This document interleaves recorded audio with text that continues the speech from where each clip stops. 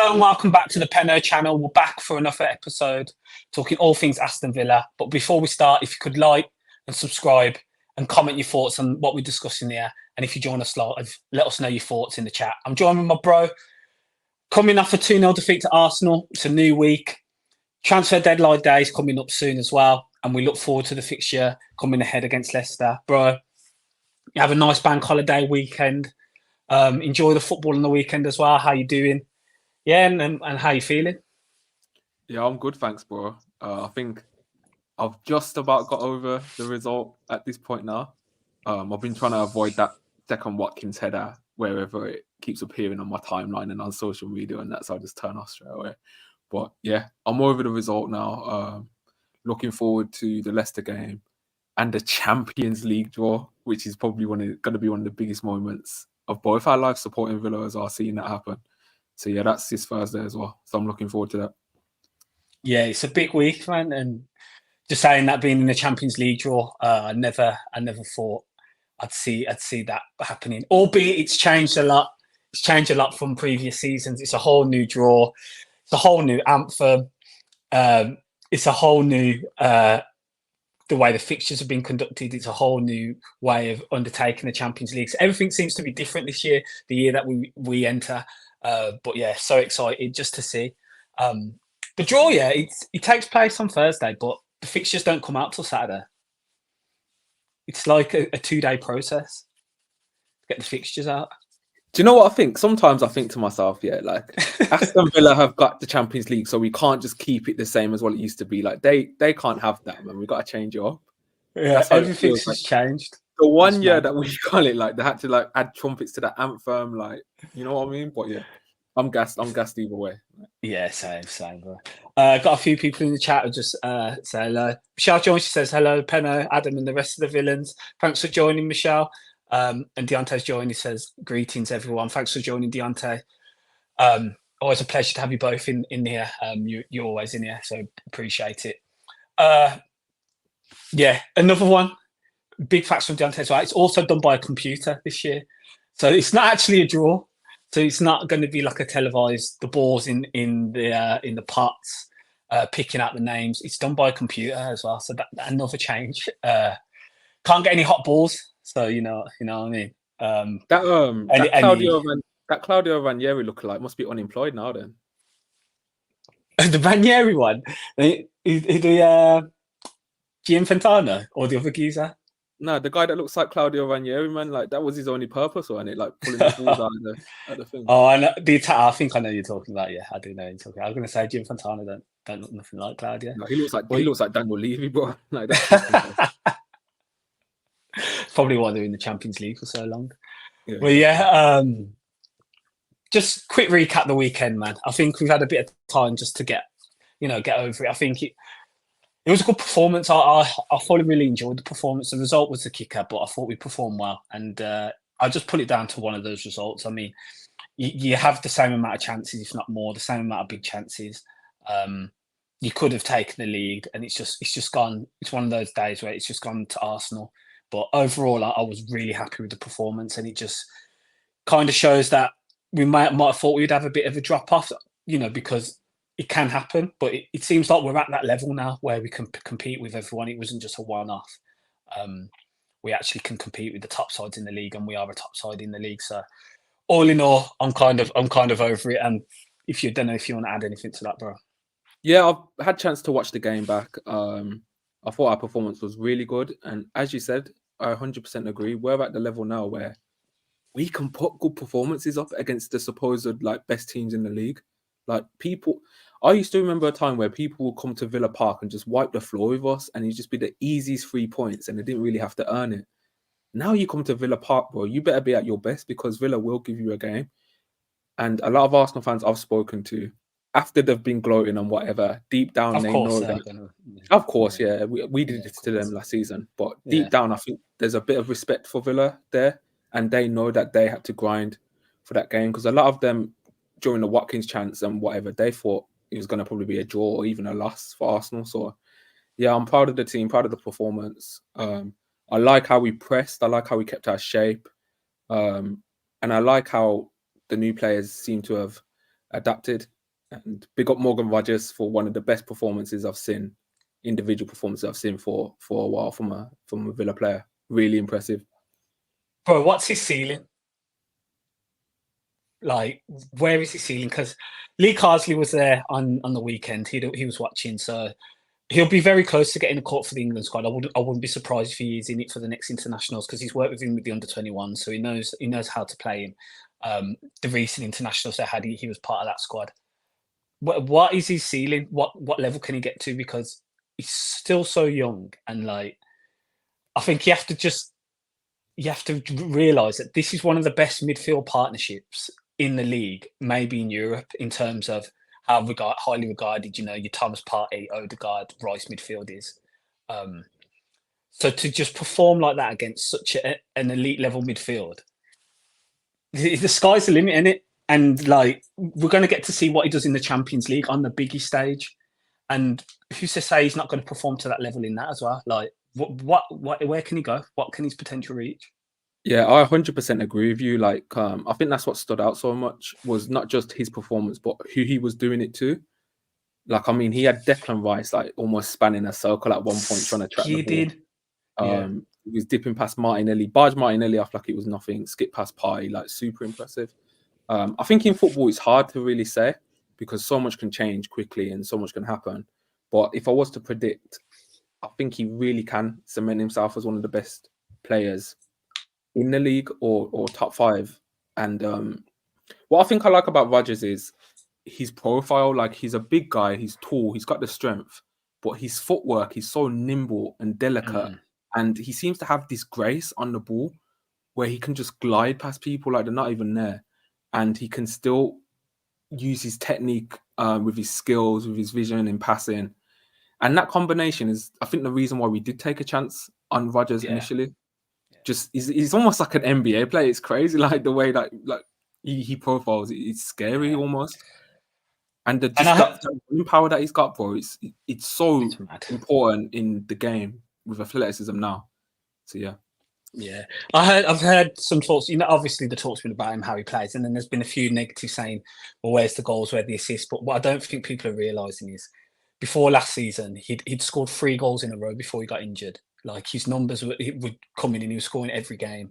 He was getting assists as well. The one for Duran, he got that one as well against Man City. And I mean, his goals were Brentford, Chelsea, and he scored enough, and Bournemouth at home. So the GA was there as well last season. Okay, he hasn't got it the first 2, but so far he's done the identical run against West Ham and Arsenal and hit the shot bottom left, which has been saved by the keeper. He should have got an assist for Watkins against Arsenal. Watkins should have scored. And again, he had one cleared off the line against West Ham. So don't worry about the GA. That will come as well. Like, he's been getting into the opportunities, and we saw towards the end of last season that he was banging in goals for fun before he got injured as well. So yeah, Morgan Rodgers, who knows what level he can get to. He's an outstanding player, and the GA will come very, very soon along with that, and potentially at the weekend against Leicester. Yeah, I agree with you, to be honest, but I don't actually think the goal and assist criticism is too harsh, because if you look at his numbers last year, he did score a little bit, but he kind of ran hard at just a tiny bit. So to get the underlying numbers up, it will come with time. And Emery touched on it in his post-match press conference. He said, I love him tactically. I love what he provides for the team. But the next step now is getting him closer to the goal to start scoring and getting in good positions. And I think that is the next step of his development as well. And if he adds that to his game, then it's really, really scary if he starts getting into good positions. And I don't even think I hear that though, but I think he's been in those positions. Like, he should have got an assist on the weekend. That should have been an assist. And he's had one cleared off the line against West Ham. Like, he's been in those positions as well. We saw in pre-seasons his numbers were good as well. And as I said, before he got injured towards the end of last season, he was getting the numbers were coming. So I just think, like, when those comments are kind of like negligible at the moment, because he was doing that anyway, and he's been very unfortunate not to do that so far. So I think it's one of those things where we've played West Ham away and Arsenal at home. Now we'll see in the fixtures coming up. I think those numbers will come. Yeah, I'll be honest. I hope they do come, because, like, I don't. If the underlying saying, like, he might, he was quite okay. So, for example, I'll say his underlying XG was 43% in the world, and then his expected assist was 30%. So I'm not against the criticism of people saying like he needs to get them numbers up. I agree, but I just think it will come with time and like Emery said, helping him get into better positions to score more consistently as well. I agree with what he said about the West Ham chance. That was a big chance, but I don't even think it's just him. I think he needs players on the pitch to be able to combine with. Like I don't know what you thought about it, but during the Arsenal game, a lot of times he was carrying the ball, but he didn't have anyone else to really like link up with, which is why that one run first day, I felt he had to go on his own and end up shooting in the box. Whereas I feel like if he had like maybe a Ramsey on the pitch with him, Maatsen as well, I think that could even elevate his game even more, having more players to link up with. I don't know, because the second half one, he didn't feel like that. Because the second half one, when he went past Martinelli and then he went past when he started for Partey, I remember Bailey was on the right and he did have options, but the runners allowed him to create the space for him to go into the middle of the pitch. He kind of dragged them, and then Gabriel kind of got there in the end to get a touch on the ball. But I did think there was people in position because it was like a 4-on-5 in essence.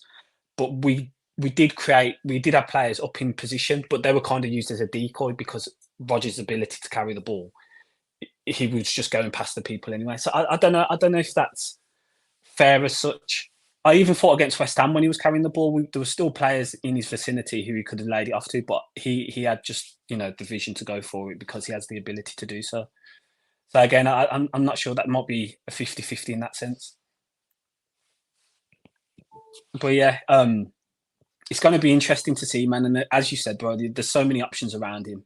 If a Jacob Ramsey does come on, a Maatsen, Leon Bailey, if he's playing behind Watkins or Duran, and now he's playing centrally as well, the numbers will come even more. He's not playing off the left; he's playing centrally.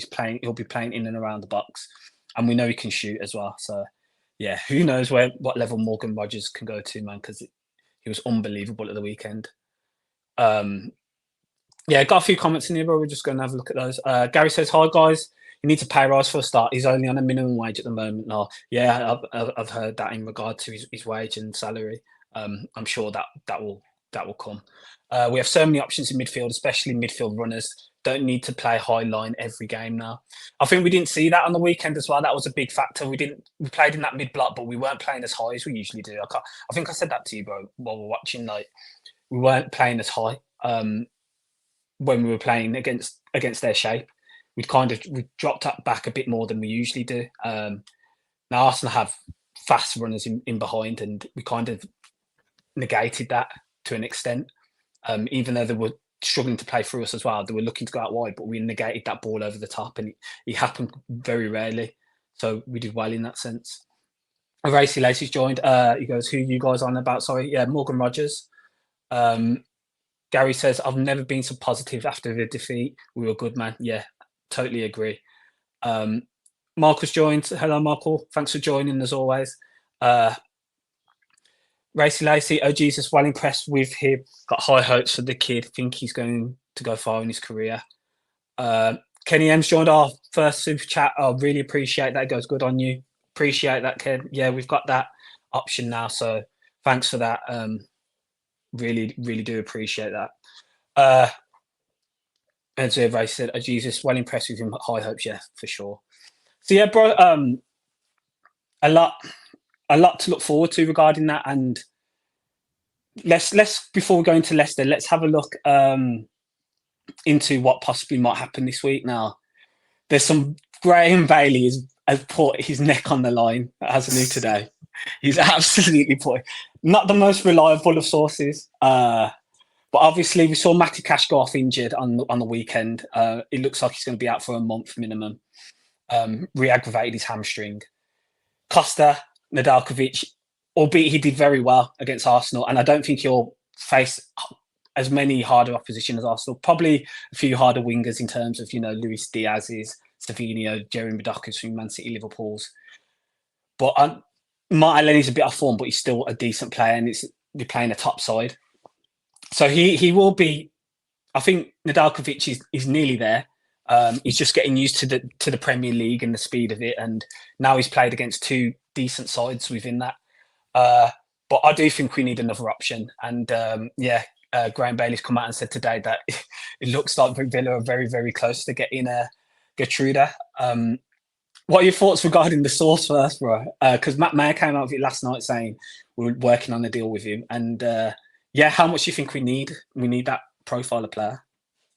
Yeah, it feels like right message, wrong messenger at the moment. It's like, I just wish Ornstein had copy and pasted and said the exact same thing, and we'd be on here buzzing. So yeah, I hope it gets done. The Matt Maher one's the one that's giving me more confidence. Like, this is the chief writer for the Express and Star, and I do remember when we was linked with Leon Bailey a couple of years ago, he was the one that confirmed the deal had been done and like he'd signed. So hopefully he's right again, and it does make sense.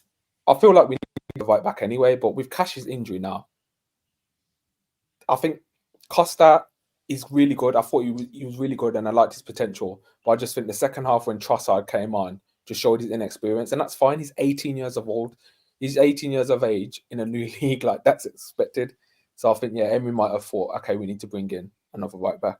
And I think Geertruida is an amazing signing. Yeah.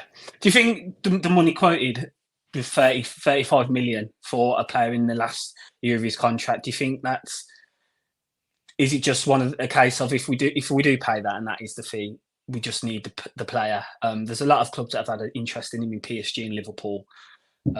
He's a sought after player who's a captain of his club and still of young age, Dutch international. Regarding that fee, do you think it's too much, or is it just a case of just pay it to get the man? I think it's both. I think the fee is super expensive for a guy 1 year left on his deal. I was expecting a bit less for us to pay than that. If that is the reportedly true fee anyway, it does seem a bit extortionate, I'm not going to lie. But then part of me is also just like, I know the fees a lot. I know we're probably getting ripped off a bit with it, but we need this player so bad to elevate our chances of finishing higher in the league. So just get it done. That's like both parts of me. That's how I feel, really. Yeah. And so do you think the player takes us to that next level? Is that good in terms of us stylistically and what we're able to do with a player who can invert from the right hand side, probably better than the right backs we do currently have, and who's also very tidy on the ball, albeit he's not as much of an overlapping fullback. He looks to come inside, looks to play on the ball, can go into the free when we play forward, and maybe free up more opportunity for Maatsen to then start because he can be used as a more attacking left back. Yeah, like, no disrespect to Cash though, but I think if we get Geertruida in, that's 4 of the back 4 that can play. Like, they're comfortable receiving the ball. Like, Cons has improved massively in that aspect over the last 2 years since Una has come in. Pau Torres is a natural at it. Maatsen's really good at the ball. We saw Saturday where he beat Ben White and then just blitz past him with pace, got into the box and absolutely cost it for Duran, who probably should have done better, to be honest. Looking back, he should have done a lot better with that chance. And then you got Geertruida, whose technical ability is really solid. It's always the case with Dutch players as well. I feel like they have good fundamentals on the ball. He can invert, like you said as well. He can get forward. He has a decent bit of pace, and his passing is really good. So, in my opinion, it just elevates our back 4 and our overall performance. And I'll be super confident about the season if we got him in. So what's your ideal? So in terms of ingoings and outgoings, what's your ideal end to the window this week? What would be the perfect end to the window for you? Duran stays. Yeah. Then Dunker is moved on. Yeah.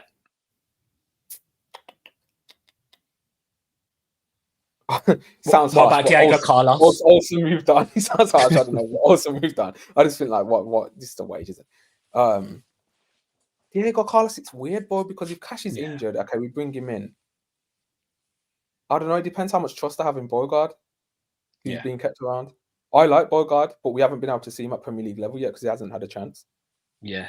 Well, Uno's expressed that we've changed the way we play in terms of the right back position. Yeah. And how, so that was kind of his reasoning in essence why Diego Carlos didn't come on and Conza went to right back. I think he's putting more trust in our centre backs and our back 4 to play without having the additional defensive reliability in playing 3 centre backs. So I remember from our build-up, we were pushed wide. Our centre-backs were pushed very wide when we were building and up then the now. midfielder was dropping sometimes. Exactly. So we kind of we're playing with a bit more risk now because the majority of players are used to the system and how Uno wants to play. We're starting to play a bit more with a bit more risk. We're starting to open a bit further. So with that in mind, it seems like right back is the position we want more than another centre back, doesn't it? And if Carlos does say and Bogard does say that will just be centre back replacements, we won't be looking to play Konza as the right back this season. Yeah, I think this is why they want Geertruida as well, because he's a hybrid player. Like, he can play centre back if needed, and that's probably what they're looking for in the market. Guys that can play multiple positions, are versatile, and then it saves you having to buy 2 separate players, if that makes sense. Yeah. So yeah, I just really want to get the Geertruida. I went into this window, bro, saying defense needs the most attention and the most to be spent on. I still would have liked a centre back at left centre back. I'm not convinced Mings comes back to the level that he was before. That's just my personal opinion. I could completely be wrong. I would have liked a left centre back in for Pau Torres. Now we have signed Yaimar Mosquera from that Colombian side, so if they see him for the long term, that could be interesting. If he goes out on loan and in the team, that could be interesting. But we've added Maatsen. Maatsen's only been a real addition to the back four, so getting in Geertruida is just perfect for me. And then people could say another attacker. I don't know where you'd look though. I don't know who comes in. There's shouts about Baena because he can play multiple positions. He can play as a 10 on the left, on the right. I don't know how you'd feel about Baena. It doesn't look like that will happen now. Yeah, I don't think that will happen now. And I think looking how our squad's been built up now, if Duran stays, I think that's it. Like Watkins, Duran will be the 2 striker options. That 10 position, there'll be a multitude of players. Obviously, Morgan Rogers has the shirt now. We haven't seen any minutes for Emi Buendia as of yet, so who knows what's going on there. I've heard Buendia is not 100% yet. Yeah, so we'll take the time to bed it in. Yeah, exactly. He's not Premier League ready yet, fitness-wise. Exactly. So we've got Leon Bailey, we've got Philogene off the right. I think you'd say Ramsey, McGinn off the left currently. That's how it's looking. And then you've got your 4 centre midfielders in Tillemans, Barkley, Anana, and then when Bubba's back. So that'll be your 4. And then hopefully Enzo gets some minutes as well, hopefully. Well, we'll see what happens. Yeah, we'll see what happens with Enzo. Currently, he hasn't been in either squad as of yet. And then you're looking at your back 4. You've got 2 left backs in Maatsen and Digne. You're looking at centre backs. You've got Pau Torres, Mings. I think that will be the 2. And then it's Konza, Carlos, and then Bogard just as additional cover. And then it would have been Maticast and Costa Nedeljkovic. But maybe we are looking for another right back. And yes, that's how I think it all sets up. Because as we've seen today, Iling Jr. has been announced as going out on loan at Bologna. It's a loan deal, no option or obligation to buy. He'll return to Villa after that. A good loan for him in the sense that he's going back to Serie A League, as well. Plus Bologna in the Champions League next season. Albeit they've lost some big players. They've lost Xerxes, who's a big player for him, and a few others as well. And obviously Thiago Motta's gone to Juventus now, so they've lost their manager. But sorry, just to what say, are your thoughts about that? I watched them last night. They looked really good, Juventus. But yeah, Doggy still can't get a start. Doggy can't get minutes. Yeah, I think he got 14 for him yesterday. He looked class when he come on. I gotta be honest. But they were already like 3-0 so the game was done. But yeah, that's interesting. He still can't get minutes. See how that plays out. Yeah. Sorry, Iling Jr. and what around the whole loan, the deal in itself. Obviously, we don't know as of yet. This deal's going to take a while to see who it was in favour of more. Currently, it looks like Juve have potentially got the better deal because Dougie's actually part of their squad.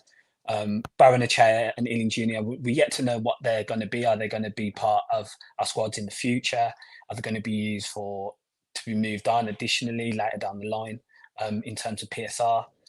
Iling Jr. is still only 20 years old. Barrenechea is a bit old. He's 23. So he'll be looking to get more minutes, I should imagine.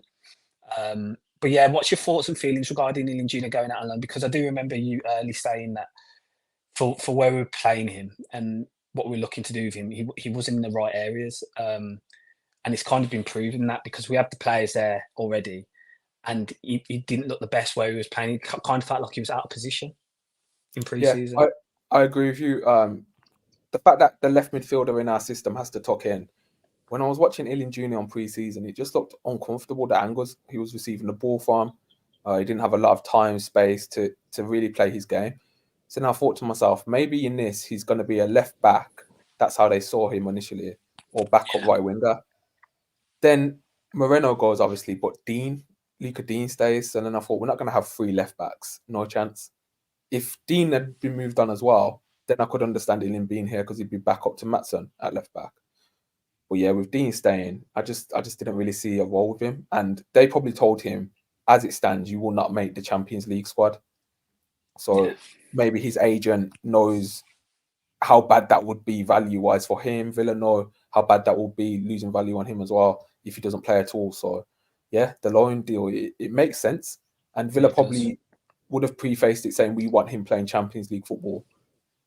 Obviously, to like sweeten Iling Jr., who's probably been annoyed at the situation. I mean, he came to Villa to be closer to his family. He said in an interview he live in London. Now he's just come back to Italy. So yeah, I'm glad that he's got Champions League football. But I hope that he has a great season, increases his value, and then we'll see what happens next year. They could possibly have stated that in terms of the left back role, as you said. With Digne, who knows, another year on with Luca Digne, what potentially might happen. If he does come back into the fold, they might still say, you will be in future. We plan for you to be part of the left back options, and just not this season. Just the squad, we have too many people quite currently, and we don't see you as part of that. But in the future, we're definitely looking to do that. I could see that being the case as well. So I don't think all's lost with Iling Jr. going out on loan. I think it's just a season-long loan. Let's see how he gets on. Who knows what the player that he might come back as, and where he might fit into the squad from there. Regarding Barrenechea, do you think he stays around for the remainder, for the season, in the next few days? There's rumours of Lazio. I don't know if that was anything significant at all. But yeah, what are your thoughts on that? Yeah, there's been rumours of Enzo going on loan with buy options, which sounds crazy already. But from what I heard, bro, I heard he's training well. He's been like really impressive in training, and it's just his pathways is kind of blocked with I guess the Barkley deal, if you look at it at the moment. Because let's look at it originally. Villa wanted Weston McKennie, and we've heard since that they wanted to play him right back. So that wouldn't have really impacted Ross Barkley's position in the team. You change it to Enzo. Enzo's got to play CM. Yeah. He's not going to play right back in the system. So now it's kind of almost blocked off a little bit. And the Barkley deal wasn't cancelled. So that's still the same. So it feels like we have that extra CM. But hopefully he gets League Cup minutes. He can prove himself there. And he gets some more Premier League games after, say, like a Champions League week as well. Don't know how you feel about Enzo. Yeah, I think that's a big thing, bro. Like, we're not even with, it's the first few games and the couple of players not in the squad. They will get their opportunities because, as we've seen, Matty Cash just went down on the weekend. We almost thought Leon Bailey had the similar thing, and thankfully that wasn't the case at all. It did feel like that currently at the time. So injuries can happen at any moment, and we fully experienced that last season. So I'd much rather us be in a position where we're over-prepared. We've got abundance of players in our squad. So if that is the case, we have significant cover of a high quality, rather than struggling at taking a number of youngsters over to Olympiacos who are making their debuts in the second leg of the European semi-final. But that was just the situation we were in, and I think we've done that this year in terms of we've bulked the squad up with better quality or players who have got more experience, and they'll see minutes like an Enzo Barrenechea for sure. I think we'll see minutes, whether it's in the League Cup and then he'll have to work his way in, whether it's in the Premier League game after a tough Champions League fixture. Who knows? But he will definitely work his way into the squad. I have that feeling if he does stick around. And there'll be many other players like Emi Buendia who will come into the side once they're fully fit. When Tyrone Mings is fit as well, he'll come into the side. Same with Boubacar Kamara. And we've seen that Emery, if he thinks you're good enough, he'll use you, as he's done with Costa Nedeljkovic, an 18-year-old who's been thrown in the deep end. And not just because Matty Cash got injured, but he came on last week against West Ham as well, in a position where we were looking to see out a result, and he trusted him within that as well. To be fair, though, that was a Cash injury again, though, wasn't it? I think. But the fact that he's coming on ahead of Carlos is what speaks to me more. Like, yeah, he trusts him. Yeah, he trusts him. You're 100% right. He trusts him a lot.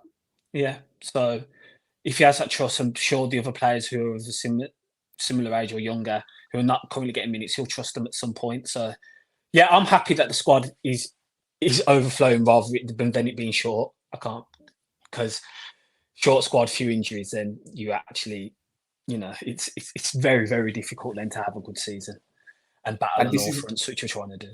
This is why I'm having a prediction that we should really be going far in the domestic cups, because we've got 2 starting 11s here, where we've got players that need to be hungry to impress. And when we're getting Everton at home in the Carabao Cup, like, it needs to be a better performance. It needs to be, guys. Sure. Like, let's just go. Like, could you just think of like what our back four could like say? If Dean keeps his place for now, we could have a back four in the League Cup of like Maatsen, Mings, Carlos, Nedeljkovic, and then a midfield of like Enzo, Barkley, Buendia, Philogene, Ramsey, maybe, and then Duran. Like, the squad's going to be strong. Squad's good. Yeah, so that kind of gives us a bit more to say that, look, we should be getting past these third and fourth rounds now and actually going deeper in these domestic cups. And I know the Champions League going to be a factor, but we have a very good squad now. We have a very, very good squad. Talked about potentially Geertruida coming in. I think that will be it, to be honest, regarding Villa. I don't think we had heard all the João Felix stuff and the talks in that position, but I don't think we will actually go for anyone in that position. I think that was a point in which it was a market opportunity, in the sense of Unai Emery has had him as number one target for a number of years now, and there was a gap in the market to go for it. But then I think he's quite happy with what we have got, because we haven't been able to get that over the line, if that was the case. So, yeah, I don't think... Can I just say one thing? Can I just say one player that I'm surprised we didn't go for if he was available? João Cancelo. Now, I don't know how high his wages are, but he's just signed for 25 million euros to Al Ahly. So I wonder if we ever reached out to Man City, because I think he'd be quality in that right back role for us. I wonder if there was ever any contact made, or if it was always just Gomez, Chalobah, Geertruida. Hold on, who's João Cancelo's agent? I'm not even sure. Is it George? No, it's George. Probably that's why. I'm not sure who it is, to be fair, but I just feel like that kind of. So we have a good relationship with George, but I don't think he's helped us with one transfer as of yet. So yeah, I don't know. But yeah, João Cancelo is a quality player. Obviously the equality edition, but yeah, I think Splendon said it's who's joined. Thanks for joining. He says it's Mendes as well. Yeah, so Mendes for some reason doesn't quite work with Aston Villa. There you go. Okay, that deal would have cost us like 60 million. Half of it goes to 8 agent. Right? There, yeah, exactly. And he probably ended up at Chelsea just before. So yeah. So yeah, that's probably why. But yeah, João Cancelo is a quality player. Obviously, that is a ridiculous player. But yeah, I can't see that happening. I just think the wage structure as well, it might have been a bit ridiculous for us. But yeah, bro, I think that will be it for the transfer window. I don't really see. Sorry, I just want to say sorry. I think it depends if Duran still goes or not. I think as a lot of us would want him to stay, I think there's just that unpredictability with Duran. Like, you just don't know what him and his team are thinking right now. I'm still seeing like rumors with Fabrizio said Chelsea could be interested if they don't get us. I don't like. Yeah, that. West Ham sources are saying like that deal's not over yet. Like, there's still hope. I don't like that. That would just be embarrassing if you went to West Ham after all that. So I think it still depends. I think to the final day, with Duran's future still in doubt, we'll need to sign an attacker if Duran gets sold. I just hope we get Geertruida and just close the window. That's it. Just close it. That's fine. Send Den Duncan to like West Brom or something, can't know him or something. You're absolutely done with Den Duncan. Take it and go, yeah. But yeah, we'll see, man. We'll see. But yeah, you are right. Just Duran as a person and how his agent operates, who knows? Just who knows? I even think the confidence Unai and Monchi will have. That, you know what I mean? Yeah. The Villa post are still on the Instagram. No, I checked today. Don't worry for you, boy. It's still there. We've even got pinned. We've got 2 pinned posts that woman on Instagram going for. It's like, whoa, this is serious. So still feeling it. smiling. I think he played in training with a coat and his hood on. Like, I don't know if you've seen that Rodgers video of him like hitting the bar and it goes. Yeah, I have. You Yeah, can see the man with like his coat and hood on with the bib over no it. cares. No cares, bro. Yeah, Yeah. And if he doesn't stay, we better be looking at like 60 million after that West Ham game. That just forget that 40 million. He needs to be more money added on that. I think a few of our players now, the price only after 2 games, their price has just doubled and tripled. I mean, Morgan Rogers, what price is he now? It's funny, like has how anyone ever tried to inquire? It's mad. Yeah, facts. It is mad, like how like even like platforms like Sky, I watched their analysis after the game, and there's such a need to put a price on a player like straight away. Bro. And the hyperbole as well. It's mad. Yeah, it's mad. People like, that's an £80 million player already. I was just like, just enjoy the performance, man. Like, it's unreal, but like, come on, let's relax. Let's bring it back in. Let's just bring it back in for a bit. But facts, that is so true. That is me doing it. That's in this day and age for sure. But yeah, we'll move on, bro. Just Mosquera as well. If you want to cover him a bit more, we did talk about him previously. Looks like the Colombian centre back is coming in now. Kane Taylor as well. We also signed him. What do you see regarding Kane Taylor and Mosquera? Will they be playing with the younger squad or going out on loan? What's your thoughts and feelings regarding those 2 players? Yeah, Kane Taylor, I'll be honest, I haven't watched enough of him. I saw like one comp, so I can't really speak too much on how they see him. Do you know how old he is again? I think he's in his 20s. I think he's 20. Yeah, 20. Yeah, 20. Yeah, I think he's 20. 20s. Okay. It could be like a loan out and see how he gets on in the lower leagues. But on Mosquera, I've actually watched some footage of this guy, and left-footed, he's really tall. He looks really comfortable on the ball, despite the level being the Colombian second division. He takes all their free kicks and penalties, which I thought was interesting as well. It's normally an indication of the guy's the best technical player in the team, which you'd expect. And I've read some scouting reports from some fans of that league, and they all said that it's no surprise that he's getting a move to Europe. Like, they all saw that as his likely destination in the end. Yeah. Jacob Tanswell on the Athletic today saying that if he does sign, he'll be loaned out to Real Union. Now, normally I look at these loans to Real Union as if like, why are we doing that? But this one I think makes sense. A year in a Spanish-speaking, adapt more. They play like how Unai Emery wants to play, and I think next season hopefully he gets integrated into the team, and we could have a really, really good player on our hands. I just love these type of deals. We've scouted the market like from a different continent, and yeah, we got a guy relatively cheap. Yeah, facts. And I think Alfie Monroe will be joining him as well when Real Union. I think he's gone across there as well for a season-long loan. Yeah. So that's another 2 that have gone across after Josh Feeney and Tom O'Reilly went last season. Yeah, that will be really interesting to see how he gets on there. I mean, we've seen what we can do with John Duran coming from Chicago Fire. Okay, the MLS is a bit more of a recognised league because it's an American league. But in terms of scouting someone out of just a league you wouldn't think would translate over to the Premier League, and now look at the player who's now an international, and a lot of clubs are after his signature, and he's only 20 years old. So again, when you do that scouting, you like to see clubs operate like that because it means they've taken time and care and done their due diligence to get someone in. So we'll see how he gets on once he does come over and has his loan at Real Union, and then the season after, see what position he's in and whether we do integrate him into the squad. But as you said, bro, yeah, it's good scouting, man. Yeah, and I'm not sure we're looking at anyone. I haven't really seen us linked with anyone else for the academy. I don't know if you've seen anything, but it's been a lot of incomings this window, man. I'm just thinking about it. Has. A lot of incomings this window. It has been a busy window, hasn't it? Just ins and outs. Especially the first 3-4 weeks, it was mad. But that feels like a whole year ago. That whole Douglas saga, man. Like, it feels ages ago. Yeah, it does. It does feel a long time ago. It's been with the Euros in between, and obviously the Olympics. Okay, Olympic football was part of it in terms of like football scenario. But yeah, it does seem like it's been a long window. It does. But yeah, we look forward to the weekend and a trip to Leicester. We all remember the Bertrand goal the last time we were there.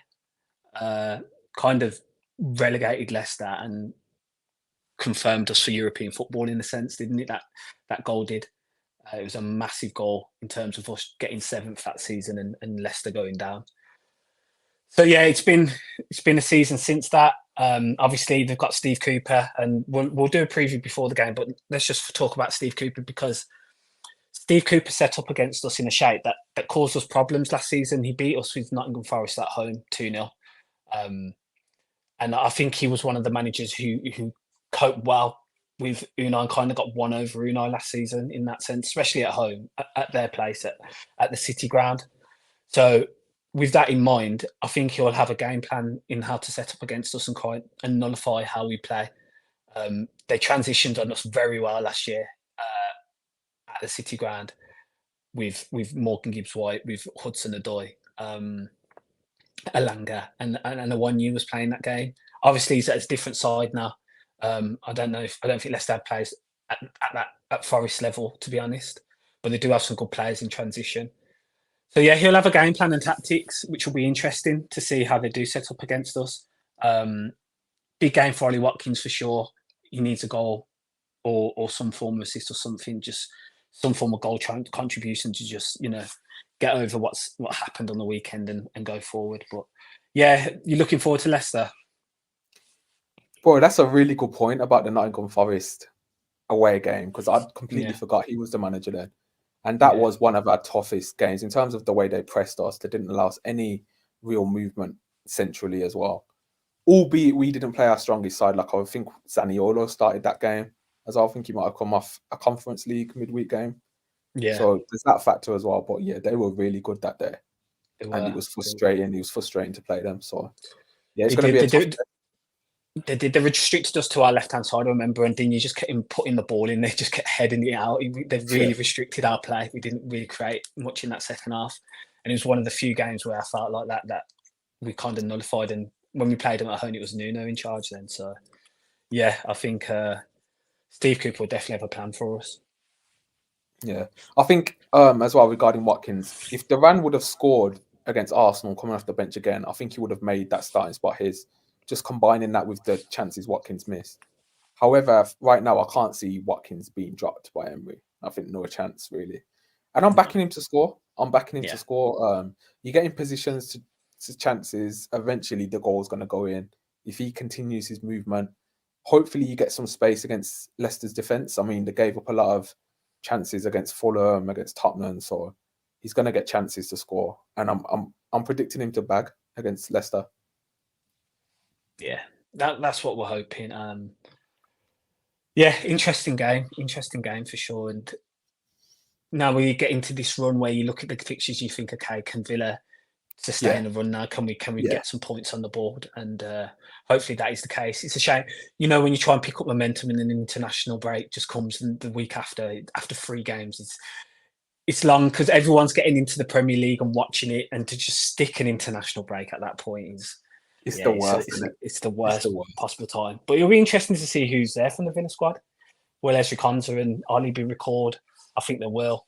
And does Morgan Rogers make a claim for it? I mean, if he has another exceptional game on the weekend, I'm sure he won't be far from it at all. So, yeah. Yeah, I'm just looking for our fixture. This is where we need, I don't want to ever just predict an easy fixture, because no fixture is easy, but you do have more favourable ones. Like, you don't want City away every game. So Leicester, Everton, Wolves, Ipswich United, Fulham, Bournemouth. This has got to be the time now to go on a serious one. I'm excited, man. I love how we played both 2 games. That's the thing. I think every Villa fan can say, the 2 first games were like, okay, this is, especially after pre-season. And now, pre-season, a lot of people don't take it into account. Fair enough. But there was still a bit of okay, I thought we'd perform a bit better than we have done. I think all Villa fans would have thought that. Even the ones that say the results don't count, whatever, or performances, I think they would have still felt, I thought we'd do a bit better. So then to go into these 2 games and perform to the level we have, one in which we've got the victory and thoroughly deserved, and the other one where we deserve to at least get a point, maybe even all 3, against 2 sides, West Ham away, where we never do great at and never win. Never beat West Ham away. Never. And Arsenal, who are going to be challenging for the title this season again, for sure. but we ain't far off them. We ain't far off, and we showed that in the way we played. And I thought we played better than a game and a half against Arsenal last season. I think second half away at the Emirates, we played very well against Arsenal. But for a game and a half, I think that was better than any of that in terms of the performance and the chances we created. So, yeah, full of praise so far, and just can't wait to see how we get on. Anything else you want to add, bro? Yeah, just Villa sending out an email apologising for everything that happened on Saturday. A lot of fans struggled to get into the ground. The ticketing system weren't working. So, yeah, a lot of upset, and rightfully upset Villa fans on their experience, on how the game went Saturday, just trying to get in, and the concessions and stuff like that. So hopefully that's all sorted by the Everton game. Is it the next home game? Yeah, me too. So, yeah. It was all mad coming and leaving the game at the whole. I said I'm going to the toilet, and I just walked straight back out. I was like, at the upper hole. That was mad. We just left it. But yeah, but we got into the ground. We got into the ground as well. I was like, "Is this the queue to get in?" Yeah, and then we saw, it's the lower Hulk queue, and then we kind of like walked past, like not smirking, but as if to say, "I'm glad that ain't us, man." Yeah, because the queue was literally going out the gate towards the Trinity. The queue was a nightmare for the lower hole, and I think the reasoning was the security wasn't there. Yeah, so they didn't open the turnstiles until they arrived. But yeah, that was mad. And then leaving the hole end, the upper hole after the game, and going to the toilets, just walk straight back out because you weren't the best. You weren't the best look at all. But hopefully they do something about it. I really, not even hopefully, I think they really need to do something about it now, because that toilet situation's happened before. The tickets, it weren't even the tickets, just the security and the access. That's not really on. Everyone should have the opportunity to make it before the game kicks off, and not everyone did. So yeah, they need to sort that out for sure. Okay, hopefully that is all in place for Everton. Definitely. Yeah. Go on. Yeah, what are you saying, bro? Yeah, I want to ask you a question. Because it is the Champions League draw this week, it is so momentous, it's so historic, and I can't wait to watch it. I want to hear your dream away fixture that we can be drawn, and your dream home fixture that can be drawn. Okay. Home is Real Madrid. I want to see Real Madrid play at Villa. I know a lot of people say play at the Bernabeu, but I want to see Real Madrid at home. Away. It'll be an interesting away. I thought about Monaco away. Yeah. I think that would be very interesting. Like over the years, Monaco. Yeah. I think Monaco in it. So like over the year, yeah. So back in the day, when you used to think of like Ludovic Giuly and like Morientes when they're playing, and then they had the team again with Mbappe and Falcao and all that. That ground just looks nuts, and like to have the opportunity to go to that ground. I always remember it on Pro Evo as well. That ground, yeah, it's just mad, the style of it, and I think that would be a dream time. And it's Monaco. You don't really get the opportunity to go to Monaco like that. Yeah. So for a football game, I think Monaco away would be a nice one. What about yourself? I think I hear what you're saying about Real Madrid, but I just think Real Madrid away, you get to play at the Santiago Bernabeu in the Champions League. Like, I'm taking that all day. Like, that's dream stuff, that is. I just don't think that really happens like that, so I'd just take that. Yeah. And then home, I know they might be in the same parts, but let's say if we don't get Real Madrid at home, I'd take Bayern Munich at home. Bayern at home. I think in our 150th year anniversary, we played the team that we played. I just think that's just sentimental reasons. I'd just give me Bayern at home. Yeah. Can you imagine Bayern at home? First time back in the Champions League by the European Cup, and you're playing the team you beat to win it. We can beat Company 2 years in a row. Yeah, that's it. Don't know about playing against Elise though. That guy. Or Harry Kane. Forget him, man. Few people have put their. Even when we beat him, he'll just scab a penalty, doesn't he? People have put their ideal ties from your question, bro, in the chat. Duncan said home Real Madrid, away Juve. Away Juve is a big one. That's a big one now. And obviously the doggy thing as well, that's a big one. GA, thanks for joining. He says, defo not Real, man. We can't see Jude score against us in the 90th minute in Villa Park. We got to forget about it. We've got to put that to the back of the head. We've got to be sticking it on, Jude. Not thinking that. If Jude did that celebration in front of the Hulk, someone's got to run it. No, I'm joking. I'm joking. I don't even think you got to say anything regarding that. Kevin says Juve at home and Bayern away. Yeah, the Allianz would be a mad one as well. And Deontay's gone the same. He's gone, well, he's reversed where the games are played, but he said Bayern at home and Juve away. And he's gone for Emi Martinez versus Manuel Neuer. We need that. Boy. Bro, I'll be honest. I'm surprised you haven't said you beloved AC Milan. Yeah, man. That was when I was younger. Though they were kind of like the second team. I kind of my affiliation's gone away with that since the 05 team. It's not been as much, but yeah. I mean, the San Siro was the last season last year, or was it this year? This year, I think. Is it this year? So I mean, going San Siro, that would be amazing if AC or Inter, because you're the blue side, aren't you? So I've seen Inter at home now. I kind of got that off the check with the Zlatan one back in the day in the friendly. But yeah, AC would be a nice tie. I think we'd beat AC as well. I actually fancy us against AC. I think we have just as good as a squad as them. Yeah, 100%. Yeah, a few more coming near. Yeah, says I'd like Barca. I can't lie. Huge club, obviously, and beatable as well. I feel like Barca would be a mad one as well.